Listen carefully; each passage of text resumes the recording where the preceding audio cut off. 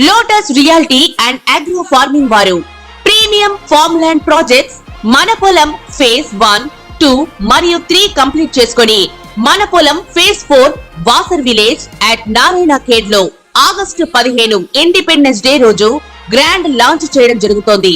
Launching మరియు independence day సందర్భంగా 5 guntas land out rate లో బుక్ చేసుకున్న వారికి 1,50,000 రూపాయల డిస్కౌంట్ తో పాటు 2 గ్రాముల గోల్డ్ ఫ్రీగా ఇస్తున్నారు. పూర్తి వివరాలకు సంప్రదించండి. ఓం శ్రీమాత్రే నమః. నా పేరు మురళీధర శర్మ. నేను ఇక్కడ హైదరాబాద్ పుప్పాలగూడలో మణికొండలో ఉండే గోల్డెన్ టెంపుల్ వద్ద నివాసం ఉంటాను. ఈరోజు ఈ వీడియోలో నేను మన సమాజంలో ప్రత్యేకించి యువత ఎదుర్కొంటున్న ఒక అతిపెద్ద సమస్య, ఆ సమస్యను మనము జాతక ద్వారా ఏమైనా గుర్తించవచ్చా, గుర్తించగలిగితే ఎలాంటి పరిష్కారాలు చేసుకుంటే ఆ సమస్య నుంచి బయటపడగలుగుతాము అనే విషయం చెప్పే ప్రయత్నం చేస్తాము. ప్రస్తుతము యువత ఎదుర్కొంటున్న కొన్ని ముఖ్యమైన సమస్యలలో అతిపెద్ద సమస్య రుణము, అప్పుల సమస్య. దాదాపు నాకు వచ్చే ప్రతి జాతకం కూడా ఏదో ఒక విధంగా గురువుగారు అప్పులు ఉంటున్నాయండి, ఎలా నేను ఈ అప్పుల నుంచి బయటపడగలను, ఈ క్రెడిట్ కార్డు అప్పులు చాలా ఎక్కువైపోతున్నాయి, వీటి నుంచి నేను ఎలా బయటపడగలను, ఏదైనా చెప్పండి అని అడుగుతూ ఉంటారు. ఈ విధంగా ఈ అప్పుల సమస్య అనేటువంటిది ప్రస్తుతము యువకులు ఎదుర్కొంటున్నటువంటి సమస్యలలో ఒక ముఖ్యమైనటువంటి సమస్య. దీన్ని జాతకంలో ఎలా గుర్తించాలి అనేటువంటి విషయాన్ని కొన్ని ఉదాహరణలు కూడా తీసుకొని మీకు నేను చెప్పే ప్రయత్నం చేస్తాను. అలాగే పరిష్కారాలు కూడా, మనకు వీలైన అవకాశం ఉన్న పరిష్కారాలు మనం ఏం చేసుకోవాలి అనేటువంటిది కూడా మీకు ఈ వీడియో ద్వారా నేను చెప్పే ప్రయత్నం చేస్తాను.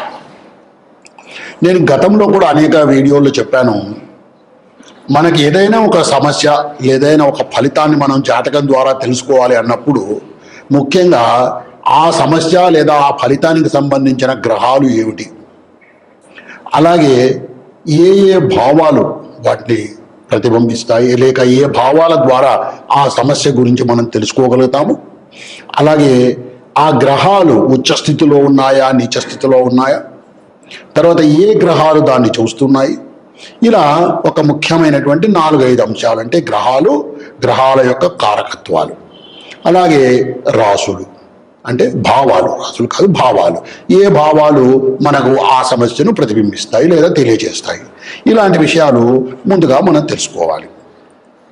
ప్రస్తుతం మనం ఈరోజు వీడియోలో ఈ రుణ సమస్య లేదా అప్పుల సమస్య గురించి తెలుసుకునే ప్రయత్నం చేస్తున్నాం. కాబట్టి ముఖ్యంగా మనం దృష్టి పెట్టవలసినటువంటి గ్రహాలు కుజుడు, గురువు, శుక్రుడు, రాహు. కుజ, గురు, శుక్ర, రాహు, ఈ 4 గ్రహాలను కాస్త మనము గమనించినట్టయితే కొంత మనకు సమస్యకు కారణం ఏంటి, దేని వలన మనకి ఈ రుణ సమస్యలు పెరుగుతున్నాయి అనేటువంటిది తెలుసుకోగలుగుతాం. అలాగే భావాలకు వచ్చినప్పుడు షష్టమ భావం 6వ స్థానం ఎలా ఉంది, శత్రు రోగ రుణ స్థానం అంటారు 6వ స్థానాన్ని. అలాగే 2వ స్థానం ధన కుటుంబ స్థానం ఎలా ఉంది, అలాగే లాభస్థానం 11వ ఇల్లు ఎలా ఉంది, 12వ ఇల్లు వ్యయస్థానం. అంటే శత్రురోగ రుణ స్థానం అనేటువంటిది సాధారణంగా అన్ని విషయాలను ప్రతిబింబించేటువంటిది 6వ స్థానం. అలాగే మన ధనస్థానం 2వది, ఆదాయము లాభం స్థానం 11వది, ఖర్చులకు సంబంధించిన స్థానం 12వది. ఇలా ఈ 3ంటిని మనం ఈ 4ంటిని మనం సమన్వయం చేసుకొని చూసుకున్నట్టయితే కొంతవరకు మనకు అవగాహన వస్తుంది మన జాతకంలో ఉన్నటువంటి సమస్యలు ఏంటి అని. అలాగే ఈ రాసులు తెలుసుకున్న తర్వాత రాసుల్లో ఏ ఏ గ్రహాలు ఉన్నాయి, ఆ గ్రహాల యొక్క కారకత్వాలు ఏంటి మనకు తెలుసు. కాబట్టి ఇక 2వది లేదా 3వది ముఖ్యమైన అంశం ఏమిటంటే ఆ గ్రహాలను ఏ గ్రహాలు చూస్తూ ఉన్నాయి, ఇతర గ్రహాల యొక్క దృష్టి ఎలా ఉంది అనేటువంటిది. మనము ప్రతి గ్రహం కూడా ఒక విషయాన్ని గమనించాలి. మనము రాహుకేతులు మినహాయించి మిగిలిన ప్రతి గ్రహం కూడా 7వ ఇంటిని ఖచ్చితంగా చూస్తాయి, తను ఉన్న స్థానం నుంచి 7వ స్థానాన్ని చూస్తాయి. అలాగే అదనంగా ఈ గ్రహాలు 7వ స్థానాన్ని చూడటం కాకుండా శని తను ఉన్న ఇంటి నుంచి 7వ స్థానంతో పాటుగా 3వ స్థానాన్ని 10వ స్థానాన్ని కూడా చూస్తాడు. కుజుడు తను ఉన్న రాశి నుంచి 7వ స్థానంతో పాటు 4, 8 స్థానాలను కూడా చూస్తాడు. అలాగే గురువు తాను ఉన్నటువంటి రాశి నుంచి 7వ స్థానంతో పాటు 5వ ఇంటిని, 9వ ఇంటిని కూడా చూస్తాడు. ఈ విధంగా ఈ గ్రహ దృష్టులు ఉంటాయి. మనం దీన్ని బట్టి మనం తప్పకుండా ఒక అంచనాకు రావచ్చు. ఏమిటి, ఏ గ్రహాలు దీనికి కారణం ఉన్నాయి, ఈ ప్రస్తుతం ఉన్నటువంటి అప్పుడొక కారణాలు ఏ గ్రహాల వలన ఏర్పడ్డాయి అనేటువంటి విషయాన్ని మనము తప్పగా తెలుసుకోవచ్చు. ముఖ్యంగా అది కూడా కాకుండా మనకు స్థిర ఆస్తుల విషయం కూడా కొంతవరకు కుజుడు ద్వారా తెలుసుకోవచ్చు. అలాగే చంద్రుడి యొక్క స్థితి, మన మానసిక స్థితి ఎలా ఉందనేటువంటిది చంద్రగ్రహం ద్వారా, చంద్రగ్రహం ఎక్కడ ఉంది, ఏ స్థానంలో ఉంది, ఏ గ్రహాలతో కలిసి ఉంది, ఏ గ్రహం యొక్క దృష్టి ఉంది చంద్రుడి మీద అనేటువంటి విషయం ద్వారా కూడా మనము తెలుసుకోవచ్చు. ఇక గురువు ధనానికి కారకుడు కాబట్టి ఆ గురువు యొక్క స్థితిని ఆధారం చేసుకొని మనకు ధనం ఎలా ఉంది, ధనస్థానం ఎలా ఉంది, లేక ధనస్థానంలో లేదా ఆ గురువు ఎక్కడ ఉన్నాడు, గురువు ఎవరి చేత చూడబడుతున్నాడు అనేటువంటి దాని ఆధారంగా మనము ఈ ధనానికి సంబంధించిన విషయాన్ని తెలుసుకోవచ్చు.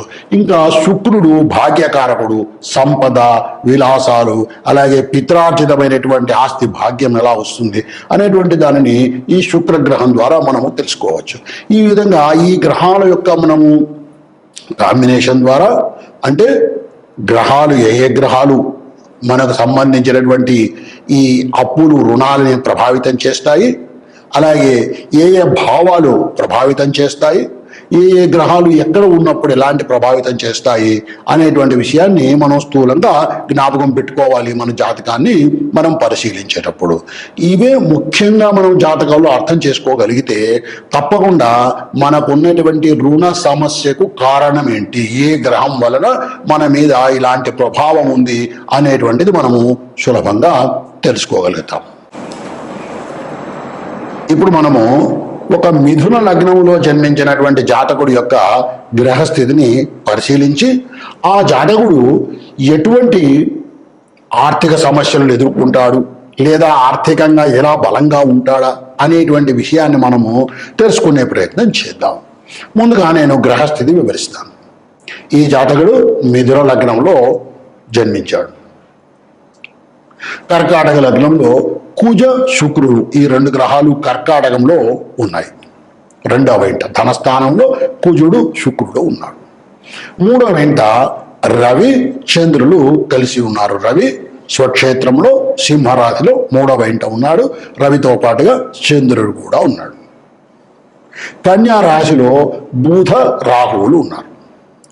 ధనుస్సులో స్వక్షేత్రంలో గురువు ఉన్నాడు. మీనంలో శని, కేతువులు ఉన్నారు. పాపగ్రహాలు ఇద్దరు కూడా మీనంలో ఉన్నారు, శని, కేతువులు ఇద్దరు. మరొక్కసారి గ్రహస్థితి వివరిస్తారు. మిథున లగ్నము, కర్కాటకంలో కుజుడు, శుక్రుడు, సింహంలో చంద్రుడు, రవి, కన్యలో రాహువు, బుధుడు. అంటే సింహంలో రవి స్వక్షేత్రంలో ఉన్నాడు, కన్యలో బుధుడు స్వక్షేత్రంలో ఉన్నాడు. బుధుడు పాపగ్రహమైనటువంటి రాహుతో కలుసుకొని ఉన్నాడు. అలాగే ధనుస్సులో గురువు ఉన్నాడు, మీనంలో శని, కేతువు ఉన్నాడు. ఇది గ్రహస్థితి. ఈ గ్రహస్థితి ఎలాంటి పరిస్థితులకు దారితీసే అవకాశం ఉంటుంది. ముందుగా లగ్నాన్ని పరిశీలించినట్టయితే లగ్నములో ఎటువంటి గ్రహాలు లేవు, బాగుంది. లగ్నానికి గురు దృష్టి కూడా ఉంది. 7వ స్థానం నుంచి, ధనస్సు నుంచి గురువు చూస్తున్నాడు కాబట్టి బాగుంది. అలాగే ఇక లగ్నమునకు అధిపతి అయినటువంటి బుధుడు స్వక్షేత్రంలో ఉన్నాడు, బాగానే ఉంది. కానీ పాపగ్రహం అయినటువంటి రాహువుతో కలుసుకొని ఉన్నాడు. దీని వలన ఏమవుతోంది, ఈ రాహువుతో కలుసుకొని ఉన్నందు కారణం వలన ఆదాయం ఏదైనా వచ్చేది ఉంటే ఆ బుధుడి యొక్క స్థితి వలన, బుధుడు స్వక్షేత్రంలో ఉండడం వలన ఆదాయం ఏదైనా వచ్చేది ఉంటే ఆ ఆదాయాన్ని అనవసరమైనటువంటి ఖర్చులకు ఖర్చు పెట్టేటువంటి అవకాశము ఎక్కువగా ఉంటుంది. ఈ రాహు బుధాల కలయిక వలన, ఈ రాహు యొక్క ప్రభావం వలన ఈ బుధుడు వల్ల వచ్చినటువంటి ఆదాయాన్ని కూడా పోగొట్టుకునేటువంటి అవకాశం ఉంది. కాబట్టి లగ్నం శుభంగా ఉంది, లగ్న అధిపతి పరిస్థితి కాస్త బలహీనంగా ఉందని చెప్పుకోవచ్చు. ఇక 2వ స్థానం ధనస్థానము. ఈ ధనస్థానంలో శుక్రుడు, భాగ్యకారకుడు శుక్రుడు ఉన్నాడు, బాగానే ఉంది. అయితే ఈ శుక్రుడు షష్ఠ స్థానాధిపతి అయినటువంటి కుజునితో కలుసుకొని ఉన్నాడు. ఈ కర్కాటక రాశి కుజుడికి నీచస్థితి. షష్ఠ స్థానాధిపతి అయినటువంటి కుజుడు, తీవ్రగ్రహమైనటువంటి కుజుడు నీచలో పడిపోయి ఉన్నాడు అక్కడ. కాబట్టి ఇంకా బలహీనమైనటువంటివి, ఇంకా ఇబ్బందికరమైనటువంటి నిర్ణయాలనే ఈ కుజుడు ప్రోత్సహిస్తాడు. ఇటువంటి పరిస్థితులు అక్కడ భాగ్యకారకుడు ఉన్నా కూడా, శుక్రుడు అక్కడ ఉన్నా కూడా, పైగా అది శుక్రుడికి శత్రుక్షేత్రం. ఈ శత్రుక్షేత్రంలో శుక్రుడు పాపగ్రహమైనటువంటి కుజుడితో కలిసిపోయి ఉండడం వలన ఏదైనా పిత్రార్జితమైనటువంటి ఆస్తి కానీ లేదా ధనం కానీ వచ్చేది ఉన్నా కూడా అది పాపకర్మల వల్ల రావడము, లేదా కుటుంబ స్థానం కూడా అది ఈ కుటుంబ స్థానంలో లేనిపోని చీకాకులు ఏర్పడము, దాని వలన ధన వ్యయం జరగడము, ఇలాంటి పరిస్థితులన్నీ కూడా ఈ శుక్ర కుజుల కలయిక వల్ల ధనస్థానంలో ఏర్పడేటువంటి అవకాశం ఉంది. లగ్నాన్ని చూసాము, లగ్నాధిపతిని చూసాము, ధన కుటుంబ స్థానాన్ని చూసాము. ఇక లాభస్థానాధిపతి, లాభస్థానం అంటే 11వ స్థానం మేషరాశి, మరలా అక్కడ కూడా కుజుడే అధిపతి. ఈ లాభస్థానాధిపతి కూడా నీచలోనే పడి ఉన్నాడు, కర్కాటకంలో ఉన్నాడు, నీచ స్థితిలో ఉన్నాడు. కాబట్టి ఏదైనా ఆదాయం వచ్చేది ఉన్నా కూడా ఈ కుజుడు లాభస్థానాధిపతి ఎవరైతే, లాభస్థానంలో ఇతర గ్రహాలు ఏమీ లేవు, లాభస్థానానికి శుభగ్రహ దృష్టి లేదు, ఉన్నటువంటి లాభస్థాన అధిపతి కూడా కర్కాటకంలో నీచ స్థితిలో పడి ఉన్నాడు, శుక్రుడితో కలుసుకొని ఉన్నాడు. కాబట్టి ఏదైనా కాస్త ఆదాయం వస్తుందేమో అనుకుంటే ఆ ఆదాయం వచ్చేటువంటి అవకాశం కూడా లేదు. ధనస్థానంలో పాపగ్రహం ఉండడము, నీచ స్థితిలో ఉండడము, ఇలాంటివన్నీ కూడా అక్కడ సంక్రమించినాయి. కాబట్టి ఈ కుజ శుక్రుల కలయిక ధన కుటుంబ స్థానంలో ఉండడం వల్ల కుటుంబంలో వచ్చేటువంటి ఇబ్బందుల వలన అసలే ఆదాయం లేదు, దానికి తోడు కుటుంబంలో వచ్చేటువంటి కలహాలు లేదా ఇబ్బందుల వలన మరింత ఆర్థిక వ్యయం ఎక్కువగా జరిగే అవకాశం ఉంది. ఇంకా మనం బాగా పరిశీలించినట్టయితే ఒక శుభసూచకం ఏమిటంటే గురువు ధనస్థానంలో ఉన్నాడు, స్వక్షేత్రంలో ధనకారకుడు ఉన్నాడు. ధనస్థానంలో లేడు, ధనకారకుడు గురువు స్వక్షేత్రంలో ఉన్నాడు. ఇటువంటి పరిస్థితిలో ఇక్కడ మనం బాగా గమనించినట్టయితే రాహు యొక్క ప్రభావం ఉంది బుధుడి మీద. ఆ స్థితి మనకు ఉపయోగపడే విధంగా లేదు. ధన కుటుంబ స్థానం ఉపయోగపడే విధంగా లేదు. ఆదాయ స్థానం ఏదైతే, లాభస్థానం ఏదైతే ఉందో అది కూడా ఉపయోగపడే పరిస్థితి లేదు. వ్యయస్థానంలో శుక్రుడు, వ్యయస్థానాధిపతి అయినటువంటి శుక్రుడు చూస్తే పాపగ్రహంతో కలుసుకొని ఉన్నాడు. అందువల్ల ఈ జాతకుడికి మానసిక ఒత్తిడి వల్ల, కుటుంబ కలహాల వల్ల ఆదాయం రాకపోగా వ్యయాలు పెరిగి ఇబ్బంది పడేటువంటి అవకాశమే ఎక్కువగా కనపడుతుంది. దాని వలన అప్పులు, మానసిక ఆందోళన ఈ జాతకుడికి ఉండే అవకాశం ఉంది. మరి ఇప్పుడు ఏం చేయాలి అంటే, మనం బాగా గమనించినట్టయితే కుజ శుక్రుల ప్రభావమే ఈ జాతకం మీద, ధన కుటుంబ స్థానం మీద పడడం వలన మిగిలినవన్నీ కూడా దెబ్బతింటున్నాయి. ఆదాయం రాకపోగా కుజ శుక్రుడు ధనస్థానంలో ఉన్నందువల్ల. కాబట్టి కుజ శుక్రుల స్తోత్రం చేసుకోవటము, కుజునికి శుక్రానికి జపం చేసుకోవటము, మంగళవారం నాడు మంగళవార వ్రతము అనేటువంటిది చేయడం, ప్రత్యేకించి కుజుడికి సంబంధించినటువంటి ఒక వ్రతం అన్నమాట ఇది. అలాగే ఎర్రని వస్త్రాలు దానం చేయటము, నవగ్రహాలకు ప్రదక్షిణం చేయటము, ఇలాంటి చిన్న చిన్న పరిష్కారాలను చేసుకొని, గురువు ధనకారకుడు స్వక్షేత్రంలో ఉన్నాడు, కాస్త ఇతర గ్రహాల యొక్క ప్రభావం ఏమీ లేదు కాబట్టి కాస్త ఇలాంటి చిన్న చిన్న పరిష్కారాలను కనుక చేసుకోగలిగితే, భగవంతుడి మీద విశ్వాసంతో ఇలాంటి చిన్న చిన్న పరిష్కారాలు కనుక చేసుకోగలిగితే ఈ జాతకుడు ఈ ఆర్థిక సమస్యల నుంచి కొంత బయటపడే అవకాశము కనపడుతూ ఉంది. ఓం శ్రీమాత్రే నమః.